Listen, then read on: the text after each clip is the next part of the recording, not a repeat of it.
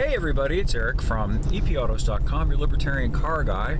This is kind of a follow-up video to the item that I posted the other day about Utopia, in which I embedded a video from YouTube that was from National Geographic, I think, and they were doing a tour of one of Stalin's dachas. And that's essentially just a word in Russian that means home. And in this case, it was quite a home.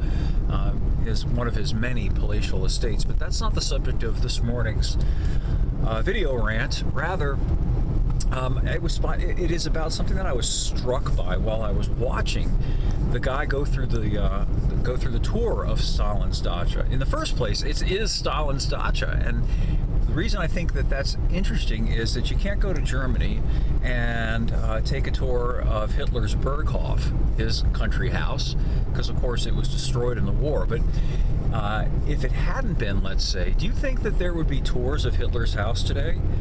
And then, getting back to Stalin's dacha, I'm looking around and they've got mannequins of Stalin in the dacha, sitting in the chair that Stalin sat in, and they've got pictures of Stalin on the wall. Imagine going to Germany and seeing statues of Hitler or portraits of Hitler on the wall. In fact, you won't, because it's actually illegal. It's something that you can be prosecuted for in Germany, to display images, let alone Hitler's image, anything having to do with that period, the National Socialist period.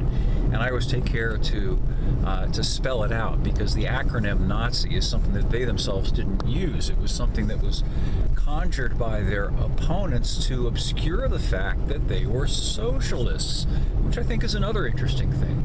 At any rate, it's the take-home point here that I wanted to get across is this incongruity. You can go to Russia, and there are all sorts of remembrances of communism over there. You can go look at Lenin's pickled body at the mausoleum in Red Square.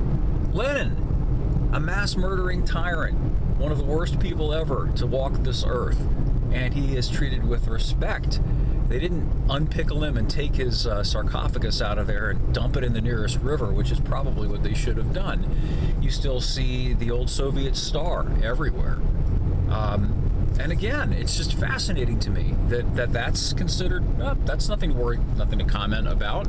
On the other hand, if anybody so much as, let's say, goes to a a little RC airplane show in Germany, and you have, let's say, a reproduction of a Messerschmitt fighter plane from the era, and you actually put the swastika on the vertical stabilizer, which would be historically accurate because that's what they had, they'll arrest you for that.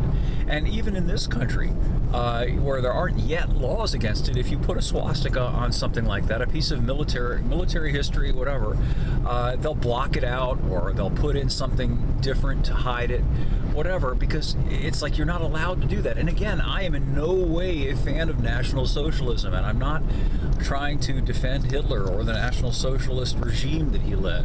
I'm simply making an observation about an incongruity, because Hitler, a bad man, National Socialism, a really bad thing, and yet far worse things. Communism is objectively far worse than National Socialism. If you want to just go by the body count, how many tens of millions of people died in the old Soviet Union? How many tens of millions of people have died worldwide when you add up communism in China under Mao, communism under Pol Pot in Cambodia, and so on and so on. If you want to go that route and just make it a statistics and numbers game, communism is by far worse than National Socialism. And yet, it's okay to display the iconography of communism. You can walk around in the United States wearing a t-shirt with Marx's face on it. You might get some grumbles, you might get some comments, but more than likely, you're not going to get beaten up or chased out of town for it. But see what happens if you put on a Hitler t-shirt and walk around, particularly in a blue city. Anyway, just wanted to offer that up for what it's worth. I thought it was interesting and thought you might as well.